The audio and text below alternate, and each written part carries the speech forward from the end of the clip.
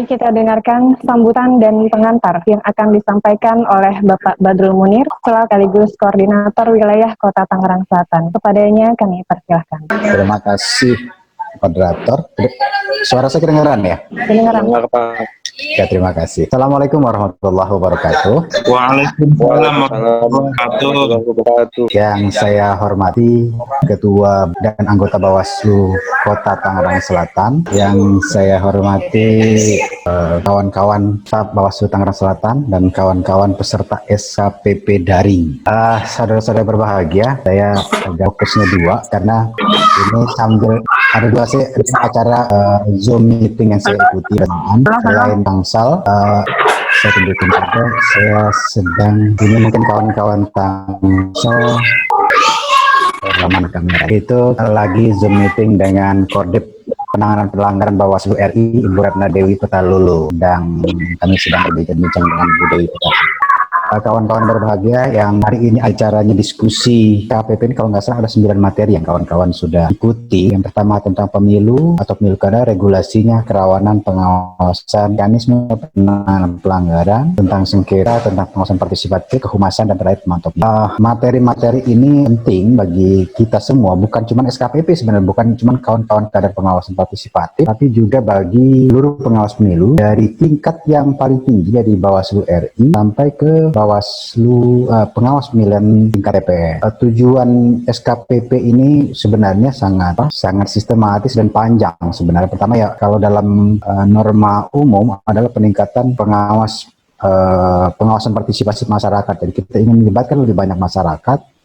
Kita tidak semata-mata melibatkan pengawasan tanpa pengetahuan dasar tentang aturannya, tapi mengawasi dengan ilmu. Jadi betul-betul mengawasi karena paham aturannya, paham ketentuannya, dan paham caranya. Kemudian ya tentu saja sarana pendidikan pemilu, jadi kita bisa melihat pemilu itu dari aspek kualitasnya. Bukan hanya semata-mata memilih orang, tapi apa yang kita pilih itu kita tahu. Kemudian tentu kedepannya Bawaslu ingin dibentuknya pusat pendidikan pengawasan pemilu yang berkesinambungan. Jadi ini bukan program yang selesai sesaat, selesai sekali, tapi ini programnya akan direncanakan oleh Bawaslu, akan berkesinambungan. Dan tentu saja program ini diharapkan juga menghadirkan aktor-aktor penggerak pengawasan. Dalam satu sisi kedepannya, karena ini adalah program berkesinambungan, tentu dalam rekrutmen tenaga-tenaga pengawas ke depan tentu akan sangat diperhatikan alumni-alumni SKPP daring. Jadi tidak semata-mata pendidikan lepas sekali kegiatan, tapi itu akan berkesinambungan terus dan akan dipantau terus ke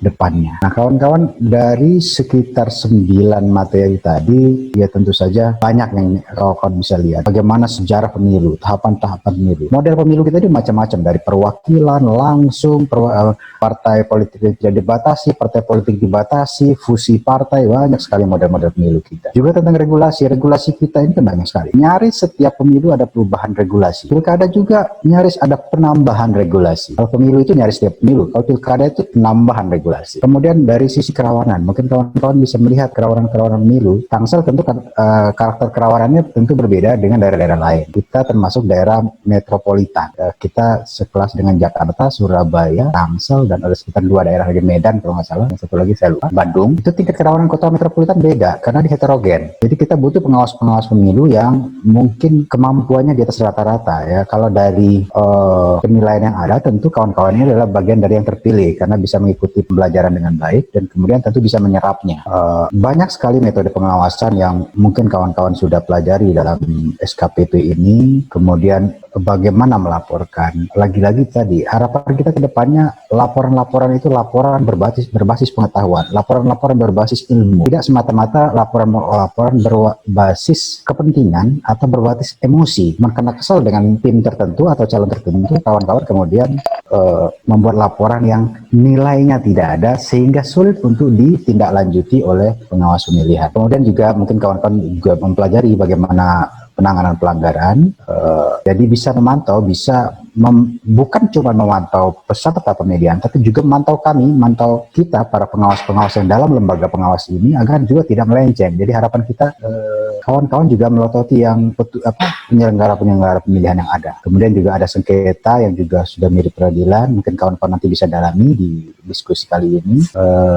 Bagaimana juga kita melibatkan lingkungan kita dalam pengawasan, kemudian bagaimana kita menyampaikan informasi-informasi atau kegiatan-kegiatan kehumasan terkait pengawasan atau kepemiluan itu sendiri. Dan yang terakhir, kawan-kawan juga sudah mempelajari bagaimana pemantau pemilu itu bekerja. Bisa jadi kawan-kawan kemudian mengambil posisi sebagai pemantau pemilu, itu juga baik. Ada yang nanti menjadi penyelenggara, itu juga baik. Atau menjadi kelompok masyarakat kritis, itu juga baik.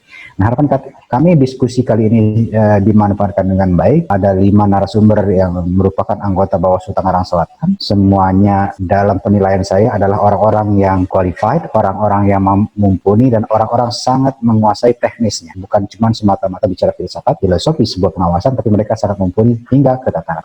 Selamat bekerja, selamat berdiskusi. Demikian dari saya. Terima kasih. Wassalamualaikum warahmatullahi wabarakatuh. Waalaikumsalam warahmatullahi wabarakatuh. Terima kasih Bapak Badrul Munir. Saya ingatkan sekali lagi kepada seluruh peserta agar menonaktifkan suara atau men-silent suaranya agar diskusi kita tidak terganggu. Berikutnya, sambutan Ketua Bawaslu Kota Tangerang Selatan, Bapak Muhammad Acep, sekaligus membuka acara. Kepadanya kami persilahkan. Baik, bismillahirrahmanirrahim. Assalamualaikum warahmatullahi wabarakatuh. Suara saya terdengar nggak?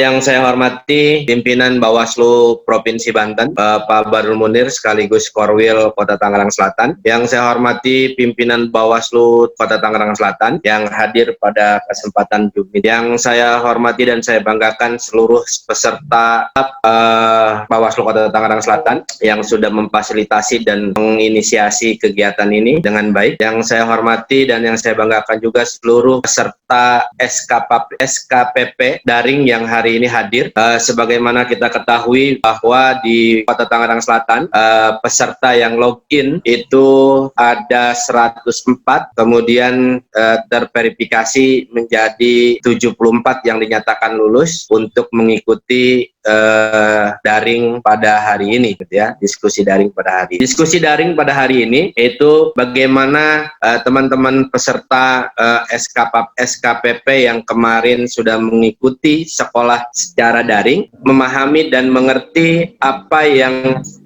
sudah didapatkannya, gitu ya. Dan nanti kita berdiskusi dengan seluruh Bawaslu Kota Tangerang Selatan terkait apa yang sudah didapat. Kami di Bawaslu Kota Tangerang Selatan mengapresiasi banyaknya peserta yang minat terhadap sekolah kader pengawasan pemilu ini, ya. Ketika sekolah daring pertama itu yang dikirimkan dari Bawaslu Tangsel hanya 1 orang. Nah, sekarang secara online begitu banyak pesertanya. Alhamdulillah. Semoga ini nanti menambah kualitas pengawasan dan penegakan hukum di Pilkada Kota Tangerang Selatan. Saya cuma hanya ingin menggambarkan bahwa di Bawaslu Kota Tangerang Selatan itu ada 5 divisi, ada divisi pengawas, ya, ada divisi pengawasan, ada divisi sengketa, ada divisi penanganan pelanggaran, ada divisi SDM, dan ada divisi hukum. Divisi penanganan pelanggaran diketuai oleh Pak Jajuli, kemudian divisi pengawasan itu ada Pak Slamet yang memang di bawah komando Pak Slamet lah SKKPP daring ini. Kemudian ada Pak As di divisi sengketa, kemudian ada Bu Karin di divisi SDM. Nanti kita diskusikan bersama terkait peran dan fungsi masing-masing divisi-divisi tersebut dalam kepemiluan atau kepilkadaan yang akan kita hadapi nanti. Yang jelas bahwa pilar dari Bawaslu adalah divisi pengawasan, kemudian penegakan hukumnya ada di divisi penanganan pelanggaran dan sengketa, kemudian dapur dari Bawaslu adalah divisi SDM. Nah, itu yang saya sampaikan kepada teman-teman. Nanti kita akan berdiskusi lebih menarik agar kita bisa melakukan pengawasan dan penegakan hukum di Kota Tangerang Selatan yang memang Kota Tangerang Selatan ini menghadapi Pilkada 2020. Itu saja yang bisa saya sampaikan dengan mengucap Bismillahirrahmanirrahim. Diskusi daring sekolah kader pengawas pemilu resmi saya buka. Bila taufiq wal hidayah, wassalamualaikum warahmatullahi wabarakatuh. Waalaikumsalam Waalaikumsalam warahmatullahi wabarakatuh. Terima kasih Bapak Ketua atas sambutan dan pembukaan acaranya. Mohon izin Bapak Ketua, sebelum kita melanjutkan acara dan penyampaian materi dari Divisi Pengawasan, sebelum itu mohon izin untuk pimpinan Bawaslu memperkenalkan diri dan menyampaikan ringkasan tentang divisinya masing-masing. Baik, dimulai dari siapa, Ais? Dari saya ya? Ya, dari Pak Ketua boleh. Ya, saya nama lengkap Muhammad Acep, lahir di Tangerang Selatan 1 Oktober 79. Saat ini saya menjabat sebagai Ketua Bawaslu Kota Tangerang Selatan dan membidangi bidang Divisi Hukum, Humas, Data, dan Informasi. Itu saja ya, Ais? Ya, boleh Pak. Ya, terima kasih. Terima kasih Pak Ketua. Ya, selanjutnya perkenalan dari Divisi Pengawasan dan Hubungan Antar Lembaga, Bapak Ahmad Santosa. Terima kasih, Pastor. Assalamualaikum warahmatullahi wabarakatuh. Waalaikumsalam. Saya Slamet Santua di Jakarta. Nah, dalam hal ini saya sebagai Divisi Pengawasan dan status juga disamakan dengan koordinator divisi yang lain, yaitu sudah menikah. Nah, bagi sahabat-sahabat yang mungkin tinggal di Bambu Apus, Pamulang dan sekitarnya, nanti sekali-kali kita bisa ngopi ya. Oke, itu saja. Ais, terima kasih. Assalamualaikum warahmatullahi wabarakatuh. Terima kasih Bapak Salma. Selanjutnya ada Ibu Karina Permatahati dari Divisi Sumber Daya Manusia dan Organisasi. Dipersilakan Ibu. Ya, terima kasih Ayus. Kenal, saya Karina Permatahati, Divisi SDM dan Organisasi. Pokoknya berbicara tentang organisasi di Bawaslu terkait dengan kantor dan rekrutmen, panwascam, panwas kelurahan, serta PTPS ada di divisi SDM. Semoga teman-teman bisa mengikuti SKPP daring ini dengan baik, dan saya berharap yang lulus dari Bawaslu Tangsel itu sampai dengan di ujian akhir ada banyak. Ya, makasih Ayah, segitu saja. Wassalamualaikum warahmatullahi wabarakatuh. Waalaikumsalam warahmatullahi wabarakatuh. Terima kasih Bu Karina Permatahati. Selanjutnya saya persilakan Bapak Ahmad Jajuli, Koordinator Divisi Penanganan Pelanggaran. Assalamualaikum warahmatullahi wabarakatuh. Waalaikumsalam Pak, kedengaran Pak? Oh, terdengar. Waalaikumsalam. Terima kasih Ais. Tadi disebutkan oleh Ketua. Saya Ahmad Jajuli, anggota Bawaslu Kota Tangerang Selatan, dan untuk divisi sebagaimana tadi di slide ditampilkan itu divisi penanganan pelanggaran. Jadi memproses pelanggaran dari proses penerimaan dan kemudian sampai kemudian putusan begitu. Itu di divisi penanganan pelanggaran. Saya kira sementara itu yang bisa sampaikan, dan selamat bergabung kepada teman-teman SKPP. Semoga silaturahmi kita tetap berjalan. Terima kasih. Wassalamualaikum warahmatullahi wabarakatuh. Waalaikumsalam warahmatullahi wabarakatuh. Terima kasih Bapak Ahmad Jajuli. Selanjutnya Divisi Penyelesaian Sengketa, saya persilahkan Bapak Koordinator Divisi Penyelesaian Sengketa Bapak Khotibi. Bismillahirrahmanirrahim. Assalamualaikum warahmatullahi wabarakatuh. Assalamualaikum warahmatullahi wabarakatuh. Yang lain mohon di mute dulu, takutnya suaranya nggak jelas terdengar. Nama saya Asatibi, saya anggota Bawaslu Kota Tangerang Selatan, Divisi Penyelesaian Sengketa. Terima kasih. Assalamualaikum warahmatullahi wabarakatuh. Waalaikumsalam warahmatullahi wabarakatuh. Terima kasih Bapak Asatibi. Terima kasih seluruh pimpinan yang telah memperkenalkan dirinya dan divisi masing-masing. Mungkin boleh operator ditampilkan lagi tadi, ditampilin ini bahwa di Bawaslu Kota Tangerang Selatan ada 5 divisi. dari depan ya, ada 5 divisi ya. Divisinya Pak Ketua Pak Muhammad Acep, Divisi Hukum, Hubungan Masyarakat dan Data Informasi. Kemudian Divisi Sumber Daya Manusia dan Organisasi, koordinator divisinya Ibu Karina Permatahati. Kemudian Divisi Pengawasan dan Hubungan Antar Lembaga, koordinator divisinya Bapak Slamet Santosa. Divisi Penanganan Pelanggaran, koordinator divisinya Bapak Ahmad Jajuli. Dan Divisi Penyelesaian Sengketa, koordinator divisinya adalah Bapak Asatibi. Tadi sudah diperkenalkan masing-masing kait sedikit peringkasan tupoksi divisinya masing-masing. Mungkin bisa diperlihatkan ya karena ini agar teman-teman peserta mengetahui tupoksi Bawaslu Kota Tangerang Selatan. Ini teman-teman bisa melihat tupoksi divisi masing-masing dan fungsinya di Peraturan Bawaslu Nomor 3 Tahun 2020. Oke, selanjutnya kita masuk pada sesi penyampaian materi diskusi SKPP Daring 2020 yang akan disampaikan oleh Bapak Slamet Santosa selaku Koordinator Divisi Pengawasan dan Hubungan Antar Lembaga. Kepadanya dipersilakan. Terima kasih Ais. Assalamualaikum warahmatullahi wabarakatuh. Waalaikumsalam warahmatullahi wabarakatuh. Suaranya Warahmatullahi wabarakatuh. suara saya jelas ya? Jelas, Pak. Jelas Pak. Jelas. Pak, jelas. Alhamdulillah, syukur kepada Tuhan yang Maha Kuasa. Di pagi hari ini kita bisa belajar bareng ya, bisa komunikasi virtual. Semoga suatu saat nanti bisa komunikasi langsung ya.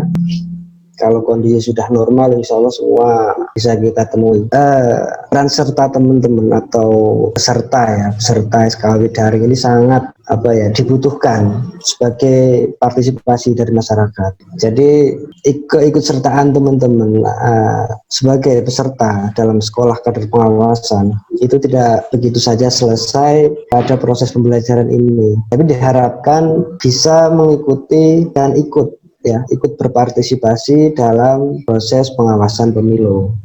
Proses pengawasan pemilu itu tidak bisa begitu saja dilakukan oleh lembaga Bawaslu tanpa ada dukungan dari masyarakat. Jadi informasi-informasi yang dibutuhkan terkait dengan pelanggaran pemilu biasanya masyarakat yang lebih tahu dan terjadi di sekitarnya.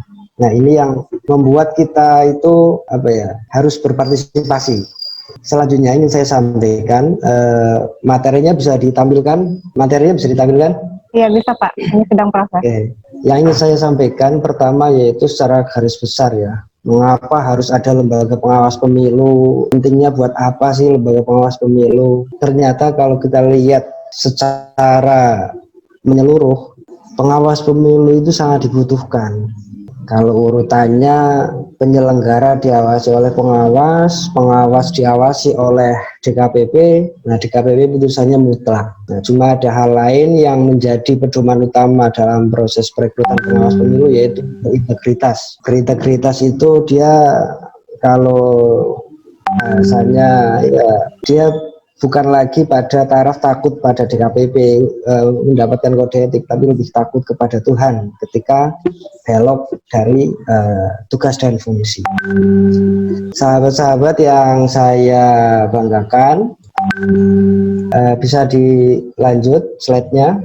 Nah, ini sejarah pengawas pemilu dari masa ke masa yang kami lihat ya, kenapa harus ada pengawas itu karena banyaknya pelanggaran yang hanya dapat dilihat, tidak bisa ditindak, akhirnya menimbulkan protes-protes dari masyarakat. Nah, kecurangan itu juga tidak berhenti begitu saja dari masa ke masa. Dari pemilu 971 sangat masif, bahkan sebenarnya sampai 8 masih terjadi kecurangan dan sangat masif itu terjadi.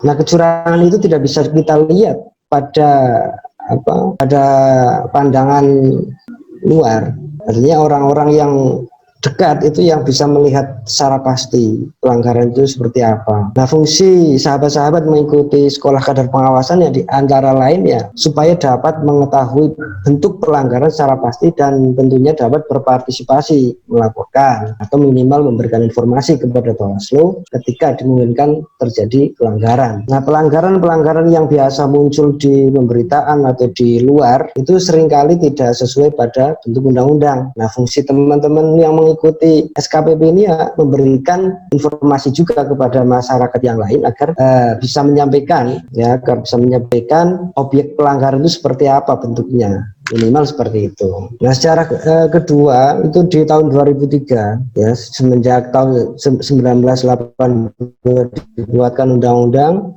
dikuatkan lagi di tahun 2003 ya. Di sini itu terdapat perubahan mendasar ya, perubahan mendasar yaitu terkait dengan kelembagaan pengawas pemilu di Undang-Undang Nomor 12 tahun 2003 itu. Secara garis besar bisa dilihat bahwa Badan Pengawas Pemilu ya itu pada waktu itu masih bernama Pengawas Pemilu, itu bisa berdiri di luar KPU atau di luar penyelenggara pemilu atau berdiri mandiri, terbentuk mandiri secara kelembagaan. Waktu itu masih dinamakan pengawas pemilu. Nah, ini perlu kita refresh ulang tentang penamaan pengawas pemilu. Nah, waktu itu di Undang-Undang Nomor 12 tahun 2003 itu masih terdiri dari panitia ad hoc, yaitu panitia pengawas pemilu pusat, panitia pengawas pemilu provinsi, panitia pengawas pemilu kota sampai ke bawah. Selanjutnya kelembagaan pengawas pemilu itu dikuatkan kembali, lagi-lagi karena masih masifnya kecurangan. Karena kecurangan itu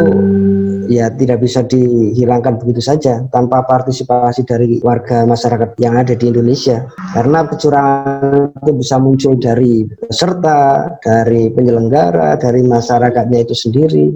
Akhirnya lembaga pengawas pemilu dikuatkan melalui Undang-Undang Nomor 22 tahun 2007 tentang penyelenggara pemilu dengan dibentuknya ya, yang kewenangan utamanya yaitu mengawasi pelaksanaan tahapan pemilu, menerima pengaduan serta menangani kasus-kasus pelanggaran administrasi. Nah, pada waktu itu sudah mulai masif atau pekerjaan Bawaslu sudah mulai kelihatan dengan dibentuknya badan dan mempunyai kewenangan-kewenangan tertentu yang dimana kewenangan itu menjadi rambu-rambu bagi orang-orang yang mau melanggar. Akhirnya mereka berpikir ulang. Nah, selanjutnya di tahun 2011 itu ada Undang-Undang Penyelenggara Pemilu ya, Undang-Undang Nomor 15 tahun 2011 yang memberikan penguatan lagi. Jadi dari masa ke masa itu penguatan terhadap pengawas pemilu selalu dilakukan, yaitu dengan dibentuknya lembaga tetap yang ada di provinsi, yaitu Badan Pengawas Pemilu Provinsi, juga tetap dengan kewenangan yang sama, namun juga ditambah lagi juga dengan memiliki kewenangan menangani sengketa pemilu. Nah, selanjutnya di 2017 ya, 2017 itu ada Undang-Undang 7 tahun 2017, itu yang baru kemarin, masih hangat ini ya. Jadi terbentuknya Bawaslu Kabupaten Kota itu dari Undang-Undang 7 tahun 2017. Nah, itu serentak seluruh Indonesia Bawaslu Kabupaten Kota dibentuk, sehingga pelantikannya pun luar biasa sampai memunculkan rekor muri ya, karena ada 1.900-an itu yang dilantik. Jadi pelantikan pejabat terbanyak dari masa sejarah pemilu ini. Nah, yang paling penting dari yang ingin saya sampaikan untuk sejarah pengawas pemilu dari masa ke masa ini adalah penguatannya. Jadi negara ini memberikan penguatan khusus kepada pengawas pemilu agar proses pengawasan pemilu itu dapat maksimal. Nah, selanjutnya mengenai tugas, fungsi, dan kewajiban pengawas pemilu. Yang ingin saya sampaikan itu dari tugas utama yaitu melakukan pencegahan dan penindakan, mengawasi pelaksanaan tahapan. Nah, tahapan yang diawasi itu biasanya dilihat tahapan apa saja. Nah, itu berada di PKPU biasanya. Kalau tahapan pilkada sekarang itu berada di PKPU 16. Nah, ini sedang dibuat lagi di masa pilkada lanjutan, nanti PKPU terbaru mengenai tahapan ya, tahapan pilkada. Itu juga menjadi objek yang diawasi oleh Bawaslu. Selain itu juga Bawaslu melakukan pencegahan ya, melakukan pencegahan dan penindakan. Jadi ketika ada pelanggaran itu yang terutama kita lakukan adalah pencegahannya. Jadi tidak semata-mata kita memproses orang, lalu kita anggap bersalah tanpa kita lakukan tindakan pencegahan. Nah, pencegahannya seperti apa? Nah, biasanya kalau kita lakukan di Tangerang Selatan, yang kita lakukan itu pencegahannya dengan sosialisasi, misalkan terhadap pelanggaran netralitas ASN, kita lakukan sosialisasi terhadap netralitas ASN. Nah, untuk partai politik kita lakukan sosialisasi dan memberikan himbauan kepada pejabat pencegahan dengan memberikan surat himbauan. Oke, kita lanjutkan lagi. Tugas yang dilakukan oleh Bawaslu itu secara keseluruhan ya, secara keseluruhan itu mengawasi proses tahapan yang berjalan dari awal sampai akhir. Nah, cuma biasanya yang dilihat oleh masyarakat adalah di hari H. Padahal pelanggaran-pelanggaran yang dilakukan di tahapan awal, ya tahapan awal itu dari masa pencalonan, dari masa pemutakhiran data pemilih, terus kampanye, ada lagi pengadaan logistik, itu sangat mungkin terjadi pelanggaran. Nah, Bawaslu sudah mulai mengawasi dari tahap awal. Misalkan di pencalonan, ya di pencalonan kita melakukan pengawasan terhadap netralitas ASN, terus penyalahgunaan jabatan dan lain sebagainya. Itu masih menjadi objek pengawasan dari pengawas pemilu. Ini tugas utama dari pengawas pemilu. Selanjutnya wewenang, ya wewenang itu antara Bawaslu RI, Bawaslu Provinsi dan Bawaslu Kabupaten Kota itu hampir semuanya sama. Ya, kalau wewenang di Bawaslu RI itu menerima dan menindaklanjuti laporan yang berkaitan dengan adanya dugaan pelanggaran pemilu atau pilkada. Nah, kalau di provinsi itu menerima dan menindaklanjuti laporan yang berkaitan dengan dugaan pelanggaran pemilu di wilayah provinsi. Di kabupaten kota juga menangani pelanggaran ya yang ada di kabupaten kota. Nah, proses penegakan kewenangan ini atau cara melakukan ya wewenang yang diberikan oleh undang-undang, dalam hal ini Bawaslu Kabupaten Kota sesuai Undang-Undang 7 tahun 2017 ya menerima dan menindaklanjuti laporan yang berkaitan dengan dugaan pelanggaran pemilu, terus memeriksa, mengkaji pelanggaran pemilu di kabupaten kota. Nah, ini bisa dibaca ya, bisa dibaca lebih lanjut. Saya tidak akan menerangkan ini cukup dibaca. Nah, yang ingin saya sampaikan terkait dengan wewenang ya yang dimiliki oleh Bawaslu ini masyarakat juga dapat melihat pada undang-undang, umpamanya melihat pelanggaran ini Bawaslu berwenang atau tidak. Misalkan ada pelanggaran lalu lintas, itu Bawaslu berwenang atau tidak. Nah, ini perlu diketahui oleh masyarakat karena sebagian besar pelanggaran pemilu itu biasanya menjurus kepada urusan politik. Nah, ini perlu diketahui oleh masyarakat. Umpamanya ada pelanggaran lain seperti pelanggaran terhadap perda, siapa yang berhak menegakkan. Nah, itu ya bukan lagi Bawaslu. Jadi umpamanya pelanggaran terhadap perda itu contohnya buang sampah sembarangan, gitu kan, atau memasang gambar sembarangan tanpa izin, tidak memberikan kontribusi pajak, ya, itu kan melanggar perda. Itu yang lebih utama punya kewenangan ya Satpol PP atau penegak perda. Jadi tidak semua urusan yang ada di kabupaten kota itu menjadi urusannya Bawaslu. Nah, ini yang perlu diketahui oleh masyarakat.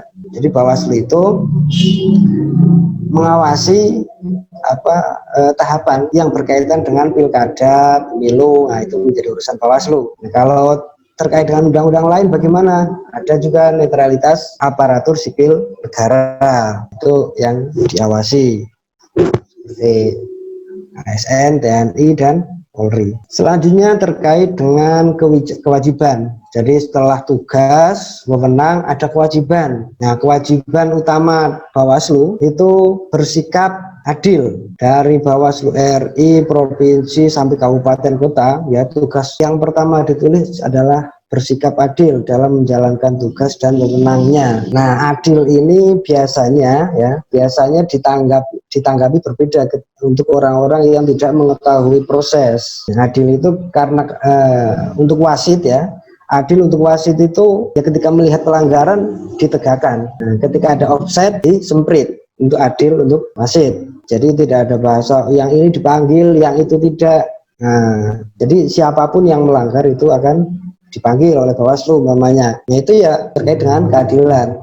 Nah tapi kenapa yang satu dipanggil, yang satu tidak? Yang satu tidak melakukan pelanggaran, bagaimana mau dipanggil? Nah, saya seperti itu. Nah ini bentuk-bentuk keadilan ya. Kan pembinaan dan pengawasan tugas pengawas pemilu di tingkatan bawahnya. Kalau RI itu mengawasi semuanya dari provinsi, kota sampai kecamatan di semua tingkatan. Nah kalau di Bawaslu provinsi itu melakukan pembinaan dan pengawasan di tingkatan bawahnya sampai kecamatan. Nah, kabupaten kota itu juga sama, melakukan pengawasan dan pembinaan itu di lembaga bawahnya. Nah, ada yang berbeda di kewajiban ya, di kewajiban. Untuk kewajiban itu Bawaslu RI itu melaporkan hasil pengawasan itu kepada Presiden dan DPR. Nah, berbeda dengan provinsi. Provinsi melaporkannya ke siapa? Kepada Bawaslu RI. Untuk kabupaten kota melaporkannya ke siapa? Kepada Bawaslu RI lewat Bawaslu Provinsi ya, atau laporan-laporan yang berbentuk kewajiban itu kita berjenjang di dalam kelembagaan kita di Bawaslu. Jadi Bawaslu itu lembaga vertikal yang independen ya, yang independen, itu tidak masuk pada struktur kementerian, bahasanya seperti itu ya, atau struktur negara yang bersifat administratif, berbeda dengan kementerian-kementerian lembaga. Lembaga Bawaslu itu lembaga non struktural yang berjenjang. Selanjutnya itu terkait dengan informasi pengawasan tahapan pilkada. Nah, tadi seputar tugas, wewenang, kewajiban yang harus dilakukan Bawaslu. Nah, selanjutnya ini adalah informasi pengawasan tahapan pilkada. Kenapa Bawaslu masih mengawasi pilkada? Nah, Bawaslu ini mempunyai kewajiban melakukan pengawasan terhadap seluruh tahapan. Ya, seluruh tahapan dari pencalonan, pemutakhiran data pemilih, rekrutmen penyelenggara pemilih di tingkat kecamatan dan sebagainya. Nah, ini yang saya sampaikan, Bawaslu Tangerang Selatan itu melakukan pengawasan pendaftaran calon perseorangan di Kota Tangerang Selatan.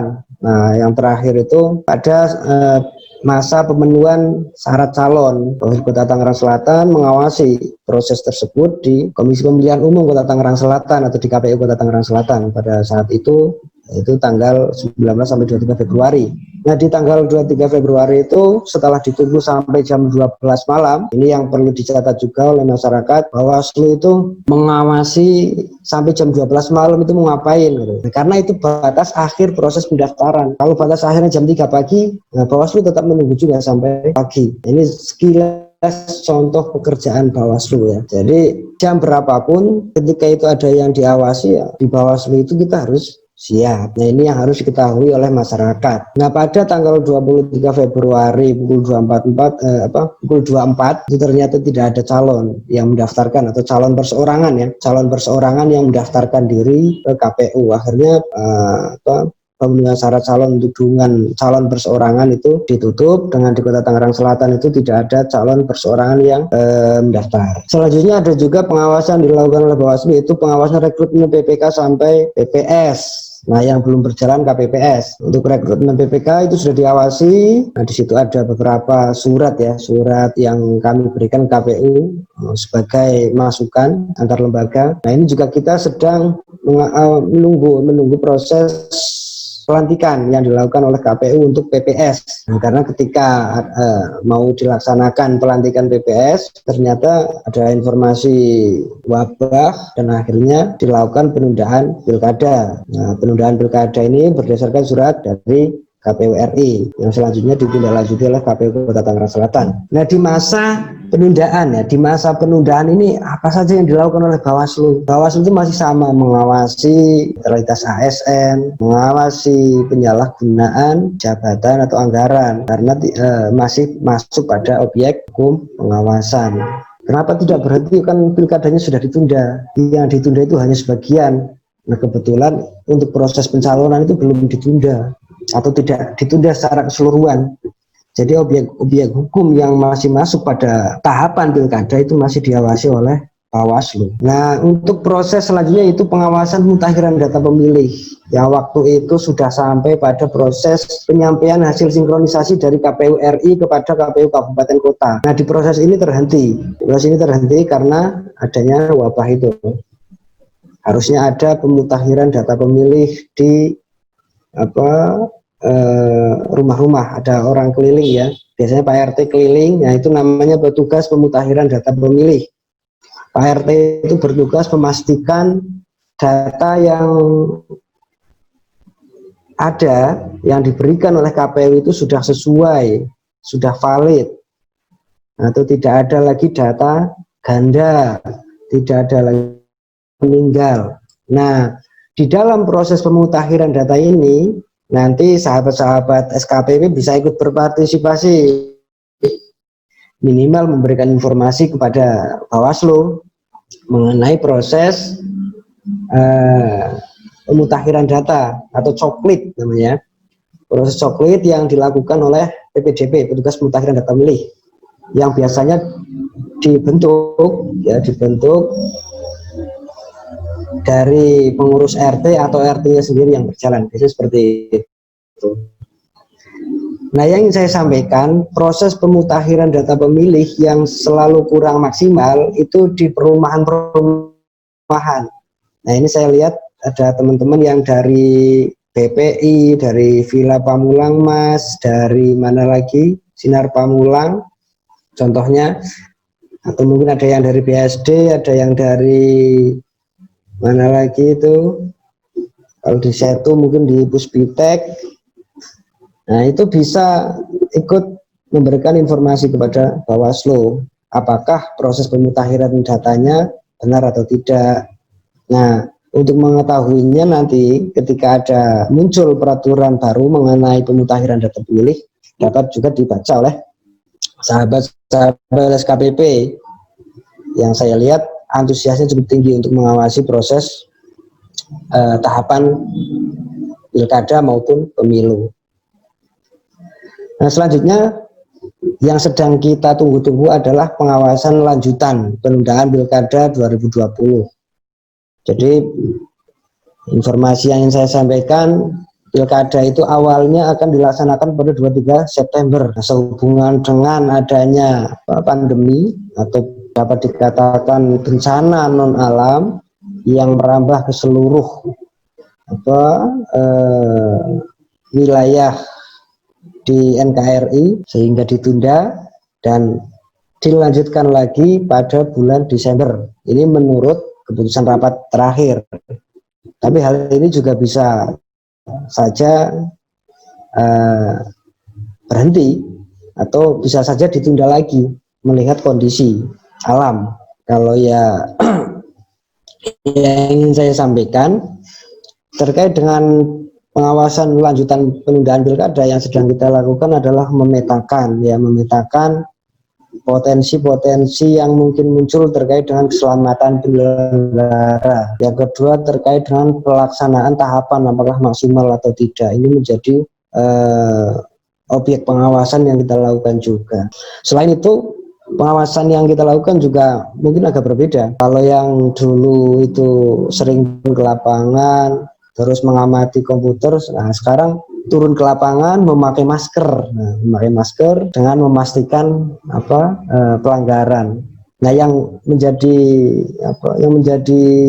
catatan yang harus digarisbawahi itu sekarang ada bahasa nanti memakai APD atau tidak ketika turun ke lapangan. Ini menjadi catatan kita di pengawas pemilu, karena kita juga harus memperhatikan keselamatan diri ketika melakukan pengawasan. Selanjutnya yang ingin saya sampaikan terkait update pengawasan yaitu hasil pengawasan. Nah, hasil pengawasan yang sudah sampai dalam bentuk rekomendasi itu ada dua temuan. Ada dua temuan terkait dengan pencalonan. Bentuk temuannya itu pelanggaran terhadap netralitas ASN dan sudah direkomendasi ke Komisi Aparatur Sipil Negara. Nah, terkait dengan informasi pelanggaran netralitas ASN, masyarakat bisa atau tidak melaporkan langsung ke ASN? Bisa, dengan memberikan bukti foto, terus bentuk pelanggarannya seperti apa, dikirimkan saja ke ASN. Masyarakat bisa, tidak hanya Bawaslu. Nah, kalau Bawaslu memang sudah menjadi tugas dan kewajiban. Nah, masyarakat bisa. Kalau melihat ada ASN yang tiba-tiba dia mengikuti kampanye dengan menggunakan menggunakan atribut, nah, itu dapat laporkan langsung ke ASN, apa itu masih masuk pada pelanggaran netralitas ASN atau tidak. Netralitas ASN ini masuk pada pelanggaran hukum lainnya. Kenapa Bawaslu tidak memutus langsung orang itu? Nah, ini adalah ranahnya Komisi Aparatur Sipil Negara. Nah, kenapa kita rekomendasi? Karena itu masuk pada ranah negara. Nah, itu sekilas yang dapat saya sampaikan. Ini nanti bisa dilanjutkan, kita perbanyak ya, berdiskusi saja. Nanti ada para pimpinan yang juga pertanyaan yang disampaikan oleh sahabat-sahabat. Karena ini prosesnya proses belajar ya, kita ngalir saja ya.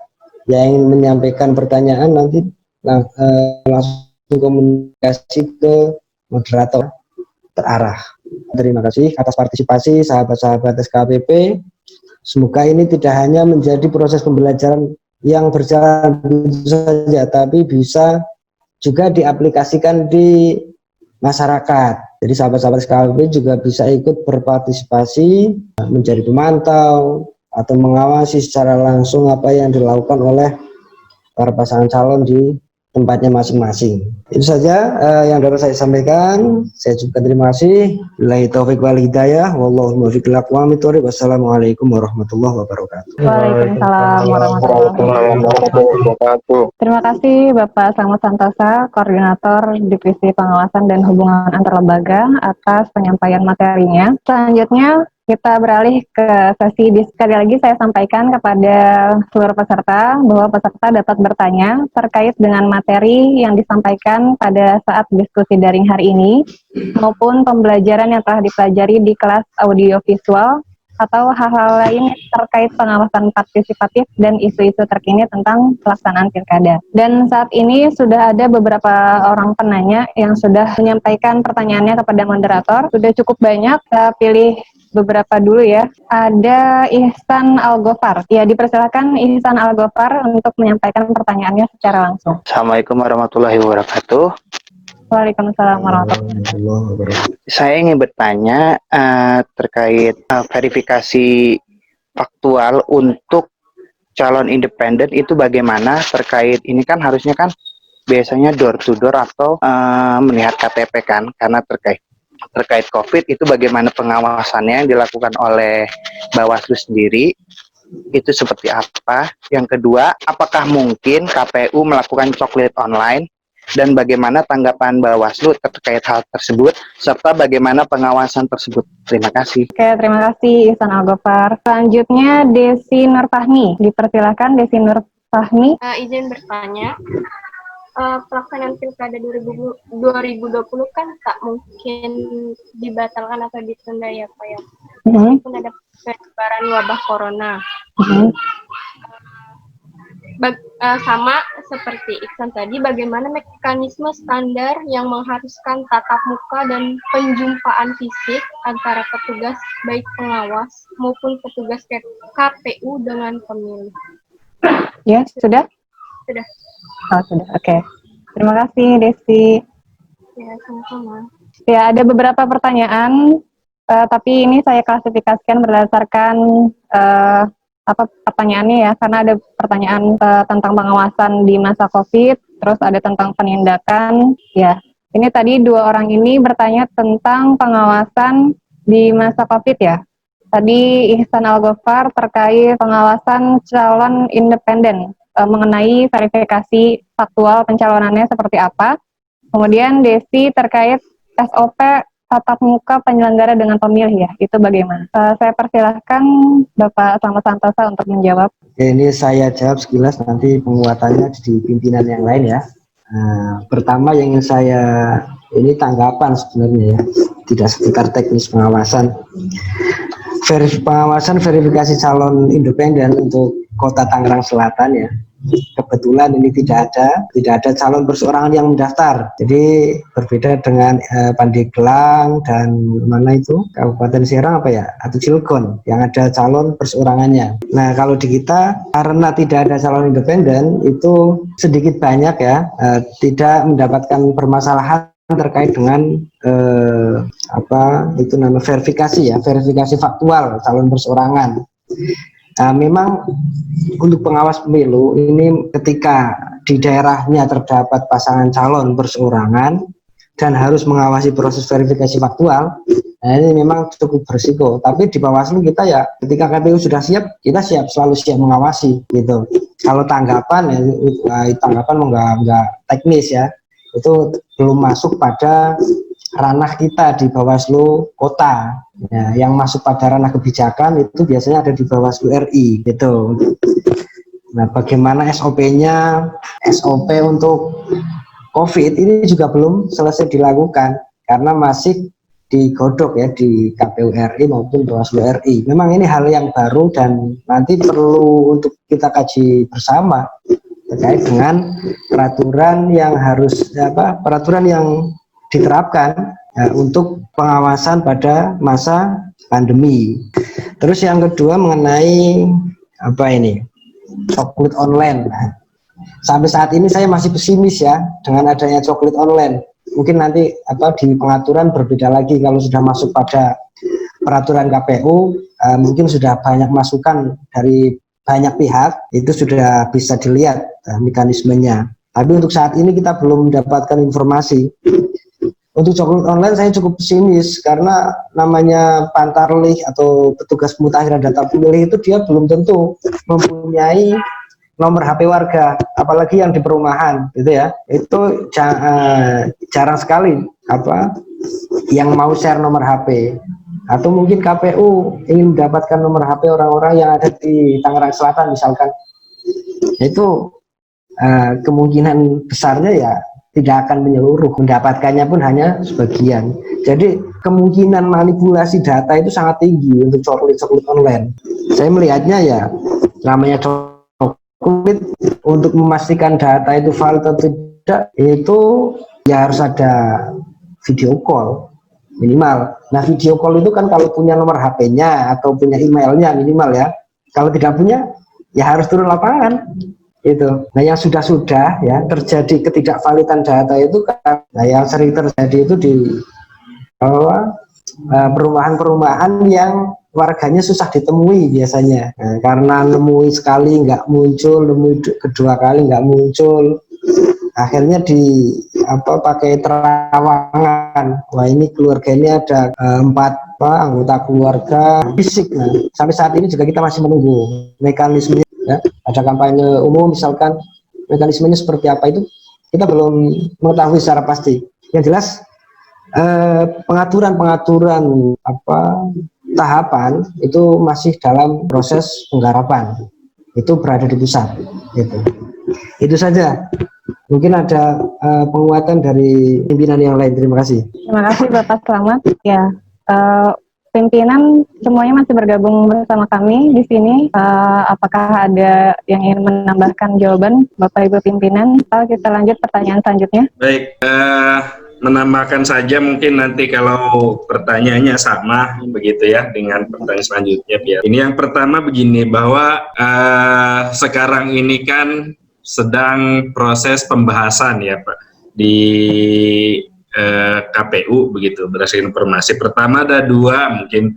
Pertama PKPU tahapan juga sedang pembahasan yang mana pemilihan berubah di bulan Desember. Nah ini sedang ya PKPU pelaksanaan begitu ya. Ini juga ya berdasarkan informasi sedang dibahas juga. Tapi bahwa dari PKPU ini tentu kata kuncinya adalah dengan melihat protokol kesehatan begitu. Jadi mungkin keluarnya serat dengan bagaimana kemudian proses pelaksanaan pilkada ini harus mengikuti protokol kesehatan ya tadi dengan coklit online.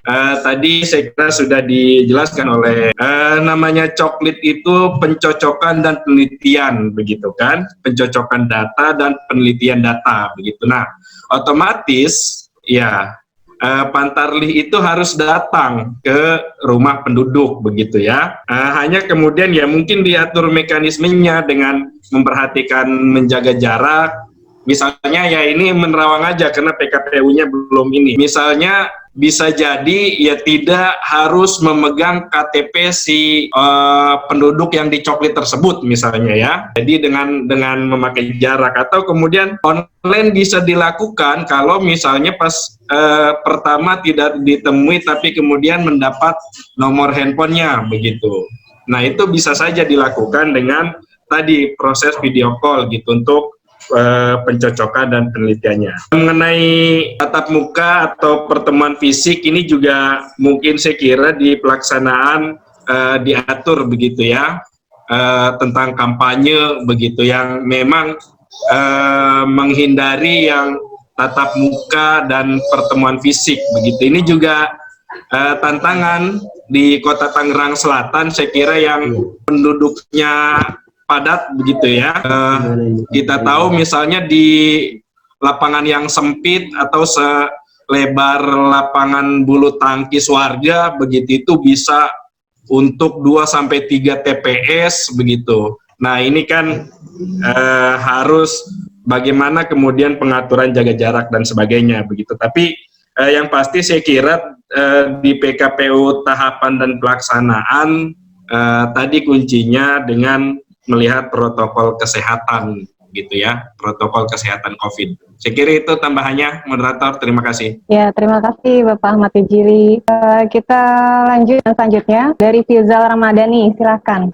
Baik, Assalamualaikum warahmatullahi wabarakatuh. Waalaikumsalam warahmatullahi wabarakatuh. Saya Fizal Ramadhani mau nanya, kan yang tadi dibahas itu kan ada yang namanya penindakan, Pak. Jadi tindakan apa yang harus kita lakukan, Pak, apabila terjadi kecurangan atau ada kerusuhan yang terjadi, Pak? Apakah kita beri hukuman atau obrolan saja, Pak?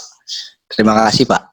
Ya, terima kasih Fizal Ramadhani. Pertanyaannya terkait kalau ada pelanggaran, bagaimana tahapan penindakannya. Kemudian Reza Indrawan, dipersilakan Reza Indrawan. Baik, Assalamualaikum warahmatullahi wabarakatuh. Pertanyaannya terkait penindakan juga. Saat ini kan terjadi penundaan terkait proses pilkada, tapi beberapa tahapan masih berlangsung. Nah, ini apabila terjadi pelanggaran ya, misalnya terjadi netralitas ASN. Nah, seperti apa mekanisme Bawaslu untuk menindak pelanggaran yang terjadi ini, dan apakah tahap-tahap pengawasannya itu bisa dilaksanakan di masa COVID-19 ini? Terima kasih. Assalamualaikum warahmatullahi wabarakatuh. Waalaikumsalam warahmatullahi wabarakatuh. Terima kasih Reza. Pertanyaannya terkait penindakan juga ya, dan penindakan terkait pelanggaran netralitas ASN. Kemudian dipersilakan pada Rani Isnania. Halo Rani Isnania. Ya, oke. Kita jawab dulu pertanyaan yang tadi terkait penindakan ya. Bapak Ahmad Jajuli selaku Koordinator Divisi Penindakan Pelanggaran untuk menjawab. Ya, moderator. Gimana? Ya, dipersilahkan untuk menjawab, Pak. Pertanyaan terkait penindakan pelanggaran. Oh, baik. Tadi dari Firza ya. Firza, dan kalau Reja itu tentang ASN ya? Iya, Pak. Tadi soalnya pas yang kedua itu sinyalnya merah gitu. Terkait dengan penindakan begitu, bagaimana proses penindakannya? Penindakan itu kan kenapa ditindak? Karena ada pelanggaran gitu ya. Nah, pelanggaran ini bisa didapat dari mana? Ini bisa diperoleh dari temuan dan laporan. Nah, kalau temuan itu dari Bawaslu dan seluruh perangkatnya di bawah begitu, yaitu temuan kemudian dalam melakukan pengawasan menemukan pelanggaran, nah itu jadi temuan. Misalnya Mas Reja kemudian setelah ini jadi pengawas TPS misalnya begitu ya. Nah, kemudian ada pelanggaran di TPS misalnya, itu bisa kemudian jadi temuan karena pengawas TPS juga termasuk bagian dari Bawaslu ya di tingkat TPS. Nah, itu jadi temuan. Dan kemudian yang kedua itu berbasis laporan. Jadi laporan dari masyarakat atas temuan-temuan pelanggaran begitu. Nah, mereka kemudian melaporkan ke Bawaslu. Nah, bagaimana kemudian prosesnya? Nah, dalam pelanggaran ini ada dua sebenarnya, ada proses penanganan pelanggaran cepat gitu ya. Penanganan pelanggaran cepat ini ya langsung dieksekusi di lapangan, misalnya dalam rekapitulasi di tingkat TPS begitu terjadi kecurangan atau ada salah nama begitu. Nah, itu bisa langsung dilakukan di tempat kejadian begitu. Nah, ada juga kemudian yang memang harus proses laporan gitu ya. Nah, kemudian tadi basisnya dari temuan dan laporan, kemudian laporan ini kalau ada memenuhi syarat, misalnya ada setelah laporan dan temuan ini memenuhi syarat material dan syarat formil, begitu ya.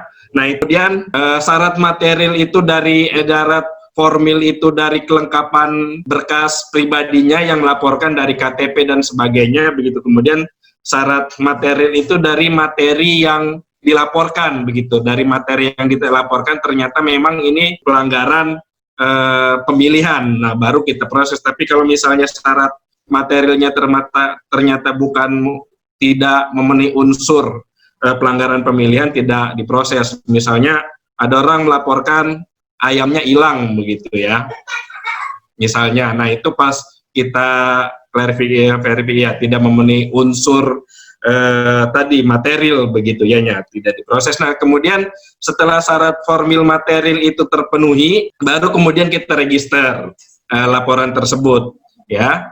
Jadi kalau di proses temuan itu kita melakukan pleno antar pimpinan, 5 orang pimpinan, begitu ya.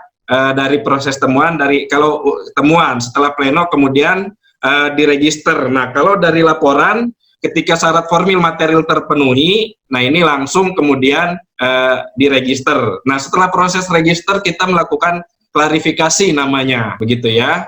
Proses klarifikasi pelapor, begitu ya, saksi-saksi dan seterusnya, begitu. Nah, kemudian setelah proses klarifikasi selesai dibuat sebuah kajian. Dari kajian itu kemudian kita untuk putusan, karena ini lembaga Bawaslu itu sifatnya kolektif kolegia, begitu ya. Kolektif kolegia itu tidak bisa, walaupun misalnya saya divisi penanganan pelanggaran, tapi tidak bisa memutuskan sendiri, harus beserta pimpinan yang lain, 4 pimpinan yang lain. Setelah kajian itu dalam membuat putusan harus ada pleno karena sifatnya kolektif kolegia. Nah, dari proses kajian kemudian putusan. Nah, putusannya itu berupa apa? Tadi berupa pelanggarannya apa? Di dalam ini kan ada misalnya pelanggaran pidana, ada pelanggaran administrasi, begitu ya.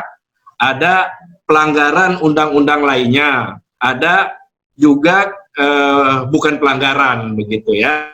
Nah, kalau yang tadi kalau misalnya undang-undang pelanggaran pidana masuk ke komputer, begitu ya, atau bukan kampanye ikut mendeklarasikan salah satu calon, begitu ya. Nah, itu kemudian setelah proses prosesnya klarifikasi dan seterusnya, dan kemudian ketika putusan dia melanggar netralitas ASN, begitu. Nah, kemudian keluar putusannya berupa rekomendasi ya, karena masuk ke dalam melanggar undang-undang lainnya, yaitu undang-undang netralitas ASN. Misalnya keluar rekomendasi kemana?